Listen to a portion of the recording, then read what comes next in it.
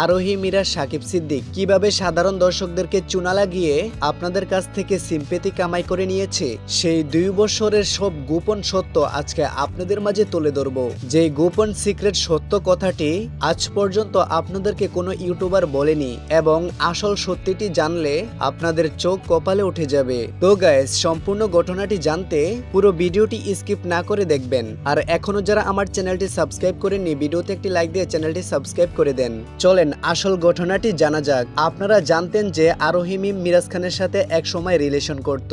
এখন বর্তমানে মিরাজ খানকে ছেড়ে দিয়ে সাকিব সিদ্দিকের সাথে রিলেশনে আছে।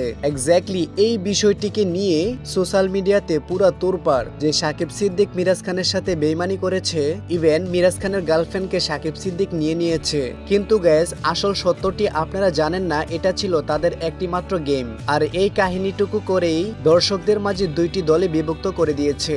একদল হচ্ছে সাকিব সিদ্দিকের গুণগান গায়, আরেক দল হচ্ছে মিরাজ খানের গুণগান গায়। এতে করে মিডিয়াতে চলে আসে তাদের অনেক আলোচনা সমালোচনা। দেখেন গাইস, খেলাটা কিভাবে তারা জমিয়েছে। মিরাজ খান সিম্পেথি নিচ্ছে এক দলের কাছ থেকে, সাকিব সিদ্দিক সিম্পেথি নিচ্ছে আরেক দলের কাছ থেকে।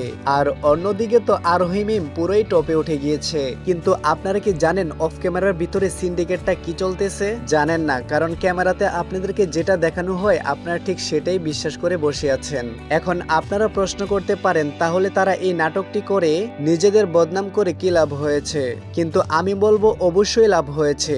মিডিয়াতে কাজ করতে পারে কারা আপনারা কি জানেন? যারা সবচাইতে বেশি ভাইরাল এবং কি আলোচনা সমালোচনায় থাকে, তাদেরকে দিয়েই কিন্তু পরিচালকরা সবচাইতে বেশি কাজ করাতে আগ্রহবোধ করে।